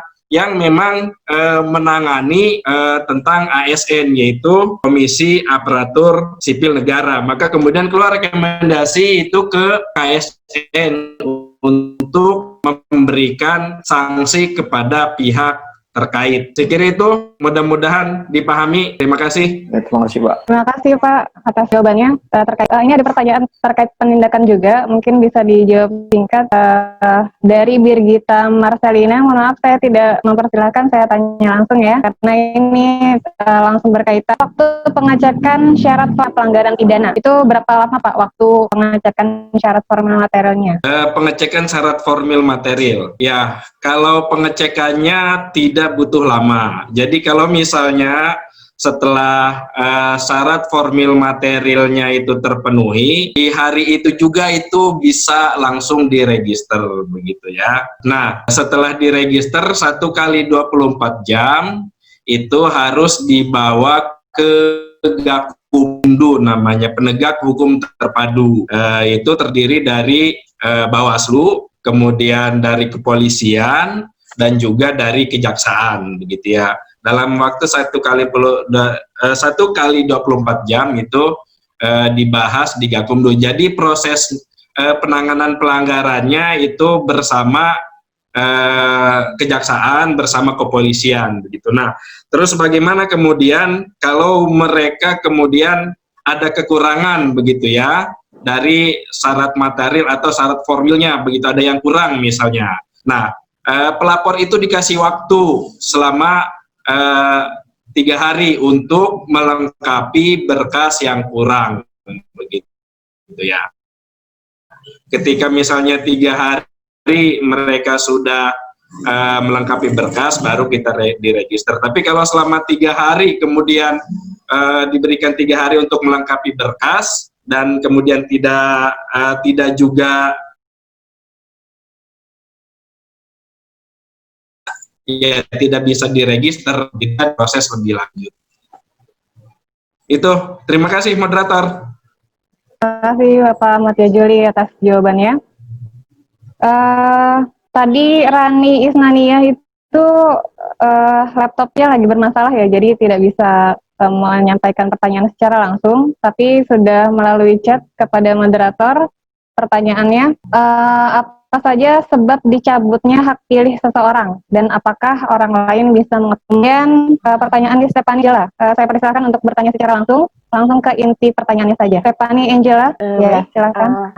Bapak dan Ibu sekalian, saya ingin bertanya terkait tentang pembinaan dan pengawasan terhadap tugas pengawas pemilu di tingkat bawahnya. Bagaimana cara Bawaslu Kota Tangerang Selatan dalam memberikan pembinaan dan pengawasan terhadap tugas pengawasan pemilu di mana saat ini sedang ada pandemi COVID-19, RT maupun RW, untuk menghindari adanya ketidaknetralan dari para petugas pemukairan dan petugas pengawas pemilu dan pilkada di setiap TPS perumahan pada tingkat Kota Tangerang Selatan. Terima kasih. Ya, terima kasih Stephanie Angela. Putus yang Stephanie apa ya, diulang lagi ya? Ya, tadi agak putus-putus ya, tapi sudah melalui chat juga. Pertanyaannya terkait bagaimana Bawaslu melakukan pembinaan terhadap petugas pengawas. Mungkin itu nanti bisa dijawab oleh Bu Karin ya, Bu. Kemudian tentang pengawasan pengurus RT dan RW agar tidak melakukan pelanggaran-pelanggaran. Ya, terima kasih Stephanie Angela. Kemudian saya persilahkan ke Kila. Diva Kila, ada? Iya, ada. Iya, silakan. Terima kasih moderator. Saya ingin menanyakan apa saja peranan masyarakat terhadap setiap tahapan pemilu. Ya, terima kasih. Peranan masyarakat terhadap tahapan pemilu ya? Iya. Ya, terima kasih Diva Kila. Ada 3 pertanyaan, mungkin bisa langsung dijawab oleh Pak Ibu Pimpinan. Mungkin pertanyaan dari Rani Isnania, kait apa saja sebab dicabut dan apakah orang lain bisa mengetahuinya. Kemudian tadi Stephanie Angela, bagaimana Bawaslu melakukan pengawasan terhadap RT dan RW dan bagaimana Bawaslu melakukan pembinaan kepada petugas pengawas di masa COVID-19 ini ya. Kemudian dari Diva Kila, bagaimana peranan masyarakat terhadap tahapan pemilu. Saya persilakan kepada pimpinan untuk menjawab. Pak Slamet Santoso. Oke, pertama yang tentang dicabut hak pilihnya ya. Iya, boleh. Nah, jadi ini saya sampaikan juga ya, kalau di peraturan KPU itu yang dicabut hak pilihnya itu hanya orang-orang yang sudah mendapat keputusan hukum. Itu yang dicabut hak pilihnya. Jadi dia punya keputusan hukum tentang dicabut hak pilihnya. Misalkan dia melakukan korupsi tentang tentang alat kesehatan misalkan, terus diberikan putusan oleh KPK sampai akhirnya ada pencabutan hak pilih, itu baru masuk ketentuan dicabut hak pilih. Nah, yang ingin sampaikan itu ada bahasa MS dan TMS. Nah, dalam proses pemutakhiran data pemilih itu ada pemilih yang memenuhi syarat dan tidak memenuhi syarat. Nah, ini yang perlu diketahui oleh masyarakat. Nah, pemilih yang tidak memenuhi syarat ini yang sangat bisa diketahui oleh masyarakat, seperti meninggal ya. Meninggal itu orang yang sudah meninggal ya tidak boleh masuk ke dalam daftar pemilih. Yang selanjutnya yang ganda, ada 2 nama yang sama atau 2 nama yang sama dengan alamat berbeda atau 2 nama yang sama dengan nick yang berbeda atau 2 nama yang sama, alamat yang sama, terus lagi nick sama. Nah, itu ganda namanya ya. Terus yang kedua, pindah domisili berdasarkan administrasi. Ini yang sering menjadi perdebatan di petugas pemutakhiran data, ya. Itu biasanya mengenai pindah memilih atau pindah domisili berdasarkan administrasi. Jadi biasanya unsur dari RT itu kan bahwa orang tersebut sudah pindah domisili berdasarkan pengurusan administrasi yang dia sebut. Atau orang itu sudah pindah domisili namun tidak mengurus administrasi. Nah, yang menjadi patokan apa? Ya, yang menjadi patokan adalah data KTP-nya di mana. Jadi tidak bisa semena-mena mencoret orang yang tidak jelas keberadaannya, tapi secara administrasi dia masih berada di wilayah tinggal. Nah, ini biasanya berada di perumahan-perumahan yang jumlah penduduknya cukup besar. Misalkan Pamulang Permai itu yang dekat sama saya ya, Pamulang Permai itu perumahannya ada sekitar 1000-an itu kan. Nah, di situ banyak orang yang alamat awal itu Pamulang Permai, tapi ketika didatangi dia sudah pindah. Nah, sudah pindah itu hanya pindah orangnya, KTP-nya masih di situ. Nah, ketika dia ingin menyampaikan hak pilih, dia datang dengan KTP Pamulang Permai misalkan. Nah, itu masih masuk dalam kategori masuk ke dalam daftar pemilih. Nah, selanjutnya tadi yang pertama meninggal, yang kedua ganda, yang ketiga itu pindah domisili. Yang selanjutnya yaitu TNI Polri. TNI Polri itu memang ya belum dikasih hak untuk memilih. Nah, itu berdasarkan keputusan istilahnya keputusan negara ya. Itu tidak bisa lagi diganggu gugat selama belum ada undang-undang yang memperbolehkan, berarti mereka belum bisa menggunakan hak pilih. Nah, terus yang kriteria terakhir itu orang yang dicabut hak pilihnya tadi itu bisa dia karena sudah mendapatkan keputusan pengadilan yang sudah ingkrah, gitu. Sudah ingkrah itu sudah selesai, sudah pasti gitu.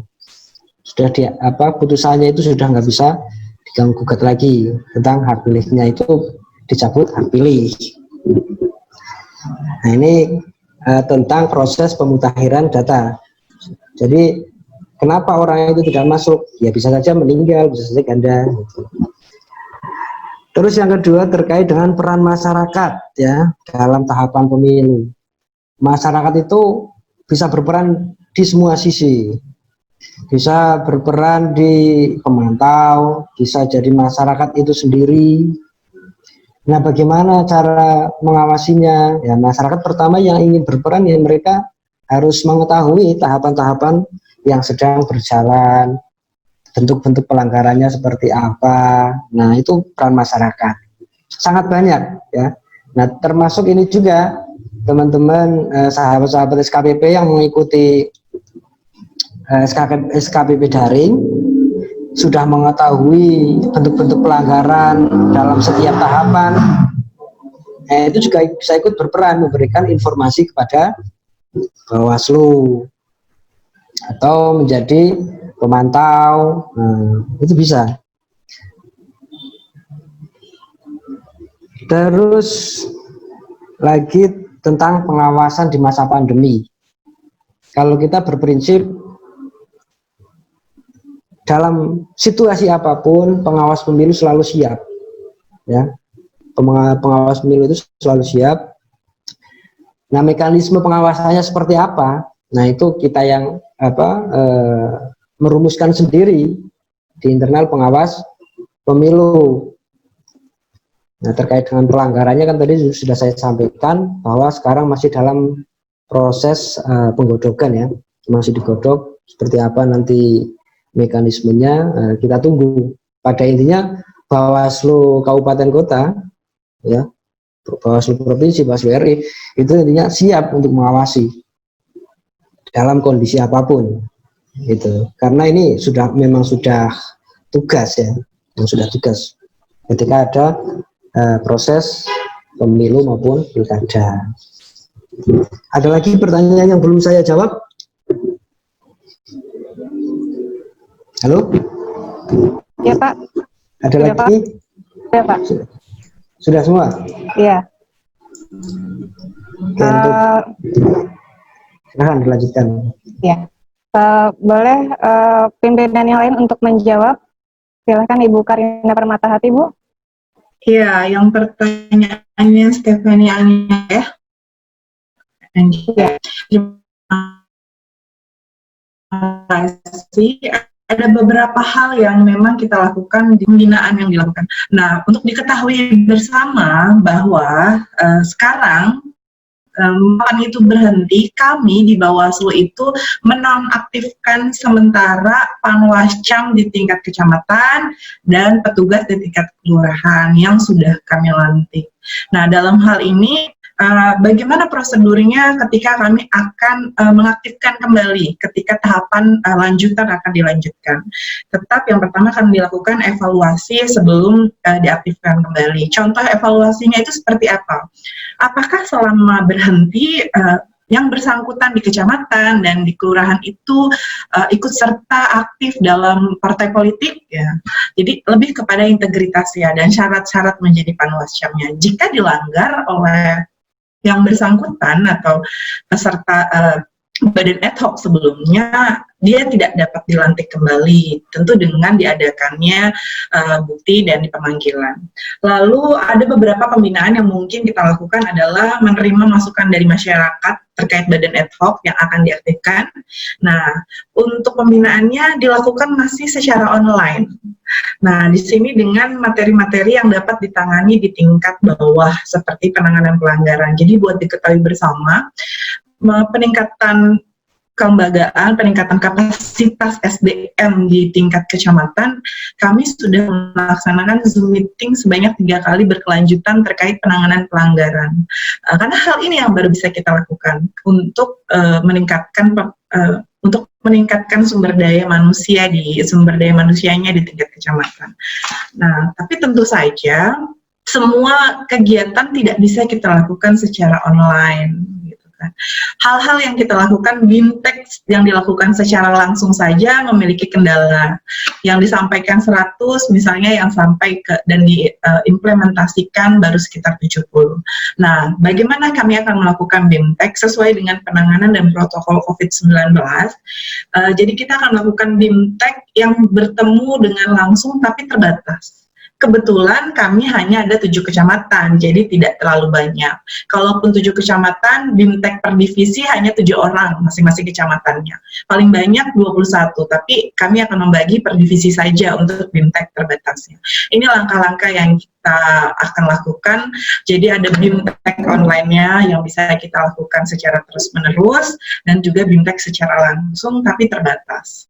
Dengan menggunakan menggunakan masker, jaga jarak antar satu dengan peserta, face health untuk masing-masing peserta, dan jumlah peserta yang tentunya harus sesuai dengan protokol COVID-19. Jadi kalau misalnya langsung saja dulu masih sedikit yang dipahami oleh Panwas Kecamatan, Panwas Kelurahan, apalagi kita melakukan secara online, belum sinyal, belum masing-masing kendala yang akan dihadapi. Jadi kita ada 2, yang dilakukan adalah online dan pertemuan secara langsung atau BIMTEK langsung, tapi dengan jumlah peserta yang kita batasi sesuai dengan protokol COVID-19.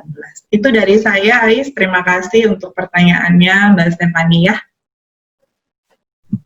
Ya, terima kasih Bu Karina. Semoga tadi pertanyaannya sudah terjawab ya. Kita lanjut lagi ke selanjutnya. Ini sudah banyak sekali yang bertanya, tapi kita karena berbatas waktu sampai jam 12, jadi mohon maaf tidak bisa semuanya mengajukan pertanyaan. Tapi sekiranya tadi saya lihat pertanyaan di chat itu sudah banyak pertanyaan itu dijawab.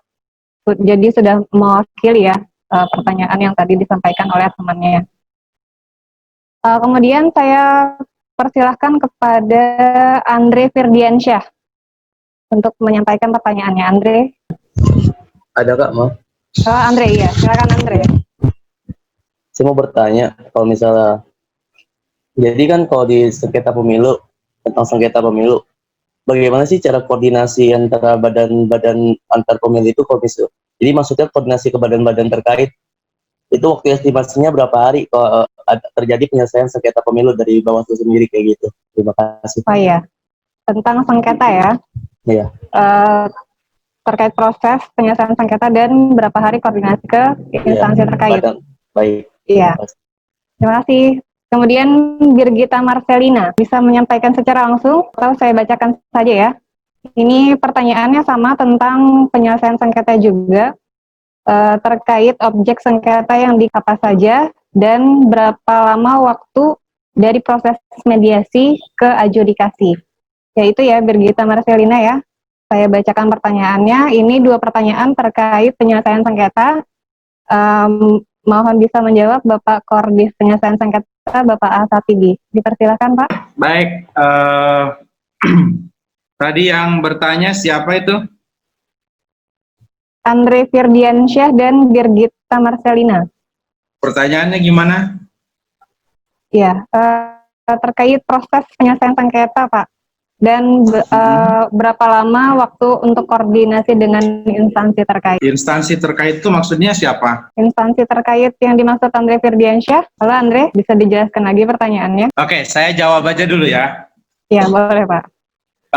Saya menyampaikan pertama terkait dengan kewenangan Bawaslu dalam penyelesaian sengketa. Itu diatur di pasal 142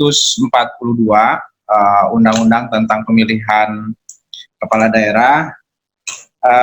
Di sana disebutkan bahwa ada 2 kewenangan penyelesaian sengketa, yaitu sengketa, itu bukan kewenangan ya, sengketa dalam pemilihan itu ada 2, ada sengketa antara peserta dengan peserta, ada peserta dengan penyelenggara. Kemudian di pasal berikutnya, di pasal 143, proses penyelesaian sengketa dari sejak pemeriksaan sampai dengan proses pengambilan keputusan akhir itu diselesaikan dalam rentang waktu 12 hari. Nah, kemudian setelah ada keputusan kalau sengketa tersebut itu antara peserta dengan penyelenggara misalnya, KPU harus melaksanakan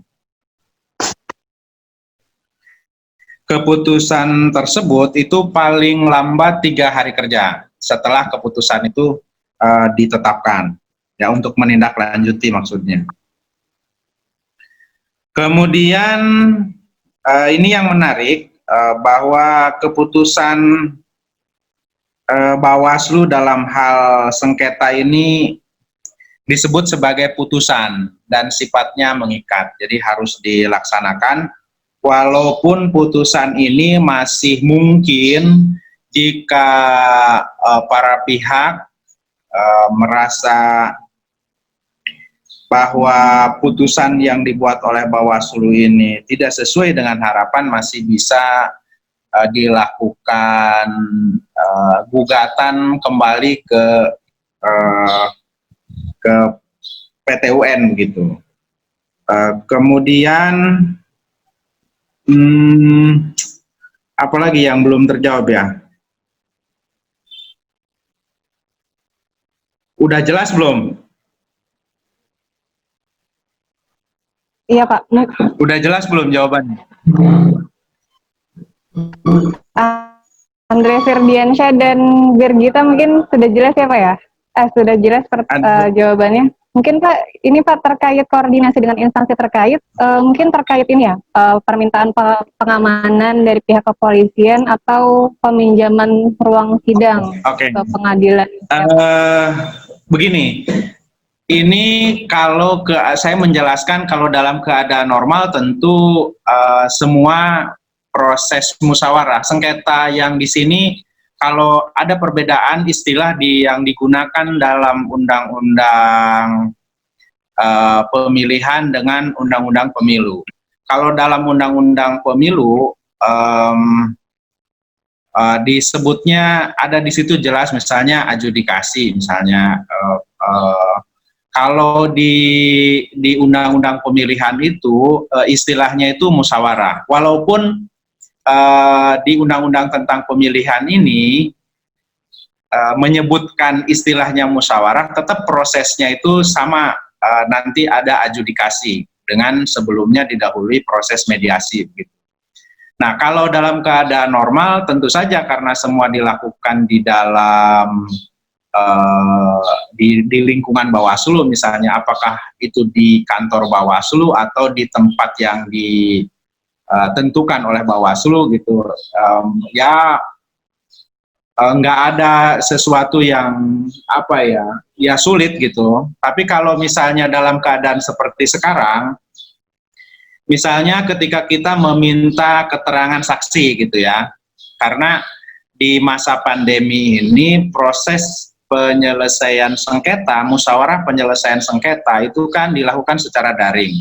Misalnya kita butuh keterangan ahli atau keterangan saksi. Nah, jika saksi itu dalam keadaan terancam atau butuh perlindungan, tentu kita berkoordinasi dengan pihak terkait, misalnya kepolisian. Dan tempat yang kita gunakan pasti tempat-tempat yang kira-kira bisa menjamin keamanannya.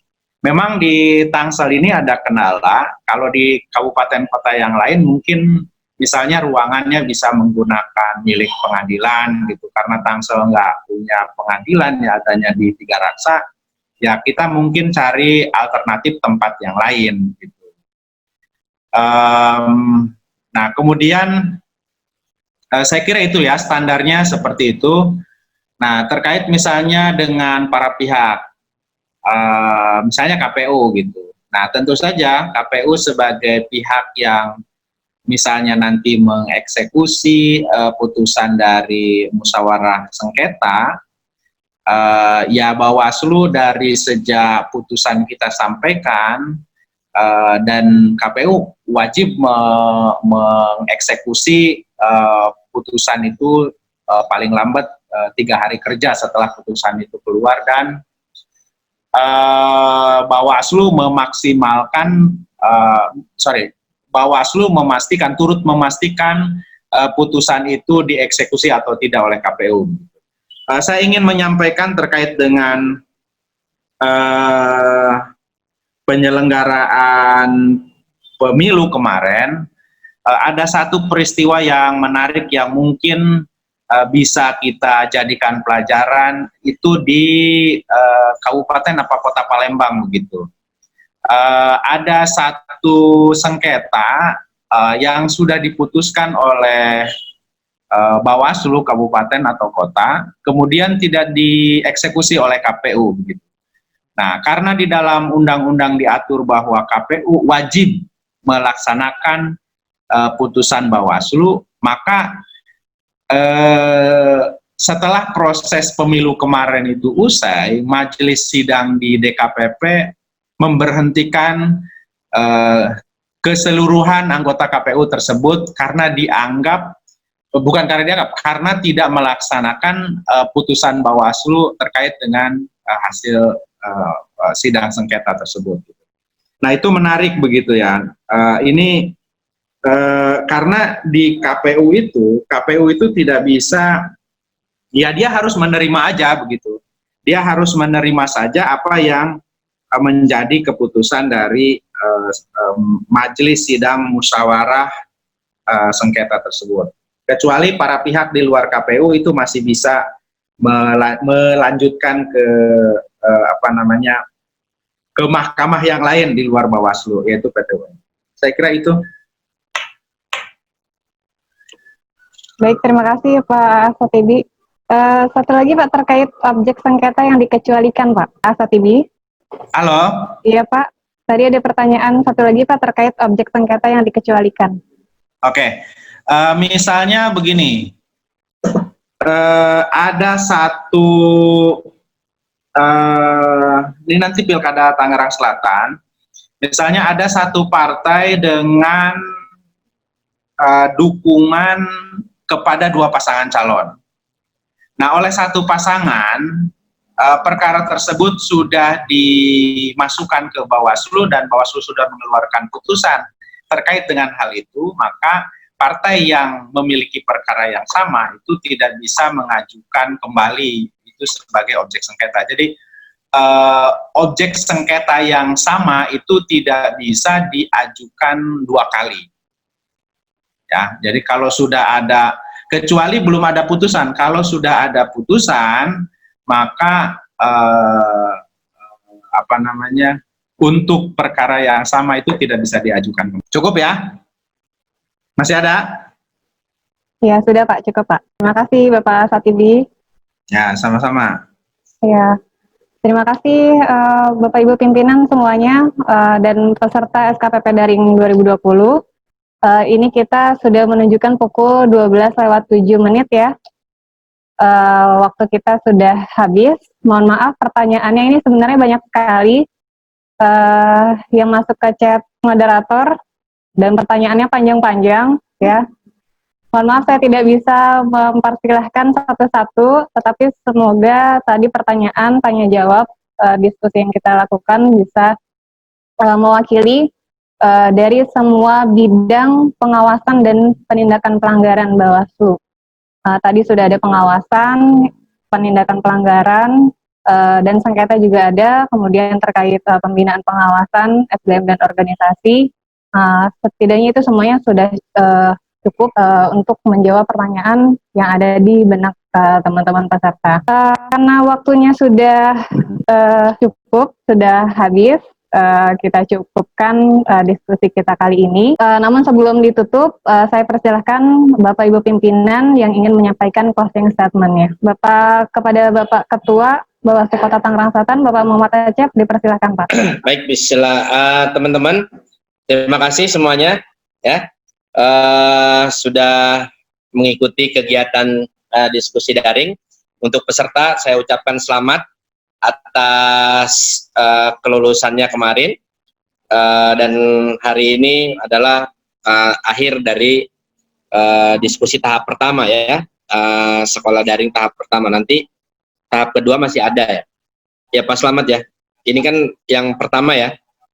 Nanti yang kedua dan yang ketiga. Nah, saya coba gambarkan secara ini aja ya ke teman-teman peserta bahwa divisi pengawasan itu adalah terasnya Bawaslu. Jadi terasnya Bawaslu atau wajahnya Bawaslu ya divisi pengawasan. Kemudian mahkotanya Bawaslu ada di divisi sengketa. Hasil dan produk di Bawaslu ada di SDM ya. Ada di SDM dan kami di bagian hukum, humas, data dan informasi adalah wajahnya Bawaslu Kota Tangerang Selatan. Oleh karena itu, kami berharap kepada peserta SKPP nanti setelah selesai mengikuti SKPP ini tetap ikut memberikan kontribusi terhadap penegakan hukum di pilkada, tidak bubar begitu saja, tapi tetap memberikan kontribusi yang baik untuk penegakan hukum di Kota Tangerang Selatan khususnya. Walaupun selama ini atau selama mengikuti menjadi siswa atau mahasiswa SKPP secara daring kita tidak pernah bertatap muka.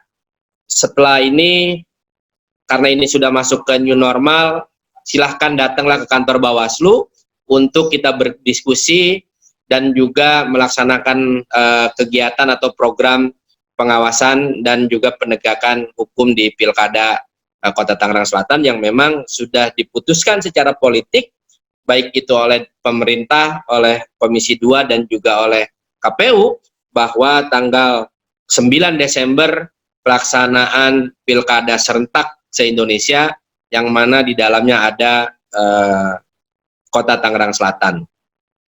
Itu harapan saya terhadap para peserta sekolah kader pengawasan partisipatif ini. Demikian yang bisa saya sampaikan. Terima kasih. Bila taufiq wal hidayah. Wassalamualaikum warahmatullahi wabarakatuh. Waalaikumsalam warahmatullahi wabarakatuh. Terima kasih Pak Ketua atas closing statement-nya. Saya persilahkan untuk pimpinan yang lain menyampaikan closing statement-nya. Bapak Samad Santosa, silakan Pak. Oke, terima kasih Ais. Lagi nyicipin dulu ini ya. Rupanya saya lapar. Saya sangat berterima kasih atas partisipasi sahabat-sahabat yang luar biasa ini.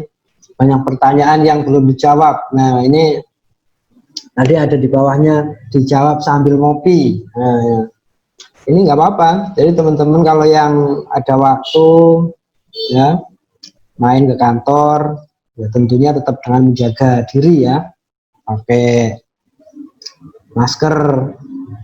Ya untuk nanya-nanya lebih lanjut nggak apa-apa. Gitu. Kita terbuka selebar-lebarnya. Kalau sedang tidak ada pekerjaan, insya Allah kami temui, kami ajak ngobrol biasanya. Nah, karena kita ini tanpa Anda ya ada yang kurang. Nah, gitu. Mungkin itu saja yang dapat saya sampaikan. Terima kasih. Ya, terima kasih Bapak Slamet Santosa. Saya persilahkan pimpinan yang lain untuk menyampaikan closing statement-nya. Bapak Ahmad Yajuli. Baik, terima kasih moderator. Ya, pertama ini kan sekolah kader pengawasan begitu ya. Yang namanya sekolah tentu ada proses seleksi begitu, ada proses ujian begitu. Kemudian ada juga proses penilaian.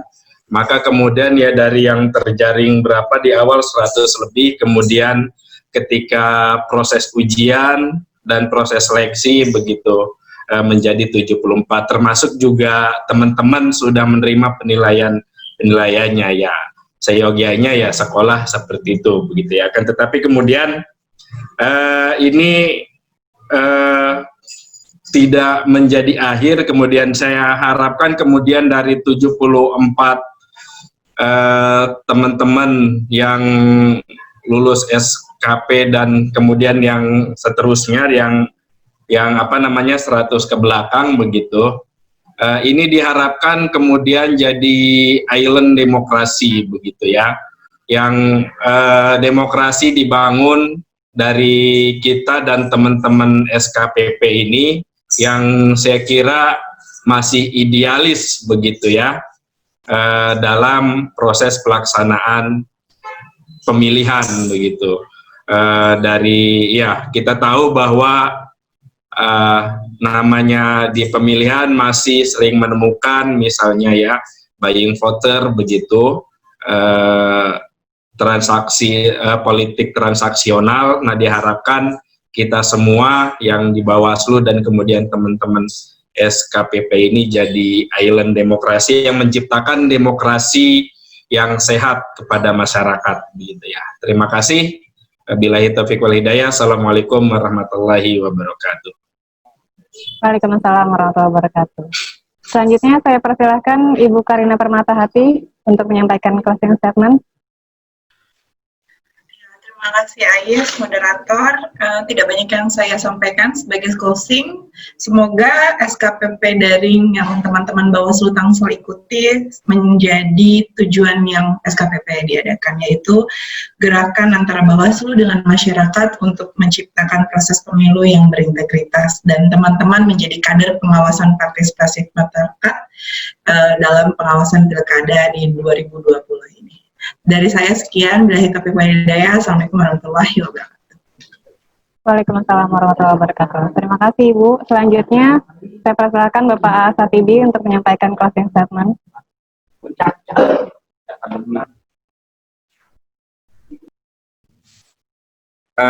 Baik, saya tadi yang terkait dengan sengketa yang dikecualikan ya, memang kalau ini mungkin merujuk, pertanyaan ini merujuk pada peraturan Mahkamah Agung ya, atau Perma nomor 1 memang di pasal berapa ya, saya agak lupa. Kalau nggak salah pasal 4 ayat 1 itu ada di antaranya itu perselisihan partai politik, kemudian sengketa yang tenggang waktunya itu diatur oleh undang-undang tersendiri. Nah, kalau merujuk ke sana,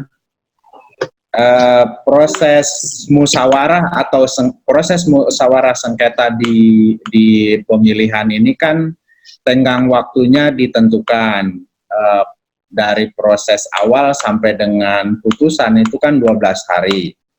Kemudian di pemilihan juga memungkinkan ada antar partai politik terkait misalnya dukungan terhadap salah satu pasangan calon. Nah, kalau merujuk ke situ, ini menjadi sengketa yang dikecualikan kalau merujuk ke perma tersebut. Dikecualikan di sini, dikecualikan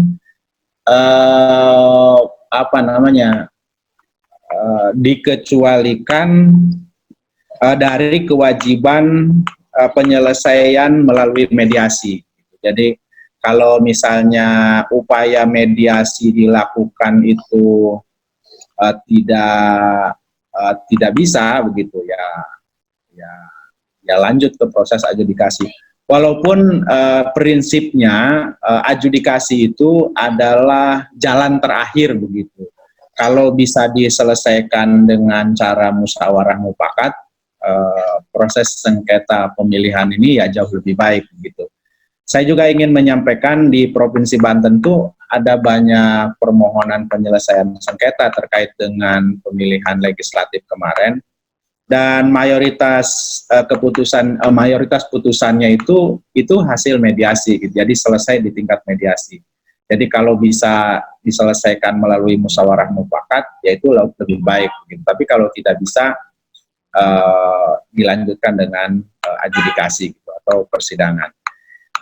Saya kira itu sebagai tambahan, mudah-mudahan peserta SKPP ini bisa menjadi mitra dan bagian dari Bawaslu yang membantu, memberikan support, dan bisa bersinergi untuk meningkatkan kualitas demokrasi khususnya di Tangerang Selatan. Sekali lagi, saya ucapkan selamat kepada rekan-rekan peserta SKPP. Mudah-mudahan pengetahuan yang sudah didapatkan ini memberikan manfaat bagi kualitas demokrasi di Tangerang Selatan dan Indonesia pada umumnya. Dan seperti yang tadi saya mengutip apa yang disampaikan oleh Pak Badrul Munir, Korwil Tangerang Selatan, anggota Bawaslu Provinsi ya, bahwa teman-teman ini ya diharapkan nanti tidak hanya sampai di sini, ya, kalau nanti ada proses rekrutmen penyelenggara pemilu baik di tingkat kelurahan, tingkat kecamatan atau bahkan tingkat kota, ya ikut begitu. Mudah-mudahan bisa ikut menguatkan demokrasi kita. Saya kira itu yang bisa saya sampaikan, kurang dan lebihnya mohon maaf. Billahi taufik wal hidayah. Assalamualaikum warahmatullahi wabarakatuh. Waalaikumsalam warahmatullahi wabarakatuh. Terima kasih Bapak Ibu pimpinan semuanya yang telah menyampaikan jawaban atas pertanyaan-pertanyaan maupun closing statement. Tadi sesudah pada saat closing statement pun masih ada yang mengirim pertanyaan. Ini lagi-lagi mohon maaf saya tidak bisa mempersilakan untuk bertanya secara langsung karena waktu kita telah habis. Tapi jangan khawatir peserta diskusi SKPP Daring 2020, pertanyaan-pertanyaan yang sudah masuk ke chat moderator itu semuanya terekam dan akan dicatat karena berdasarkan yang bertanya atau yang aktif itu mendapatkan nilai ya, mendapatkan nilai tambahan. Ya, jangan khawatir, itu semuanya sudah tercatat dan terekam. Terima kasih, mohon maaf. Rangkaian diskusi SKPP Daring 2020 yang diselenggarakan oleh Bawaslu melalui Bawaslu Kota Tangerang Selatan telah selesai. Terima kasih kami ucapkan kepada pimpinan Bawaslu Provinsi Banten, pimpinan Bawaslu Kota Tangerang Selatan, dan seluruh peserta SKPP Daring 2020. Semoga acara ini dapat bermanfaat bagi kita semua. Saya selaku moderator mewakili segenap tim yang bertugas mohon undur diri. Bersama Bawaslu awasi Pilkada tanpa ragu. Wassalamualaikum warahmatullahi wabarakatuh. Terima kasih semuanya.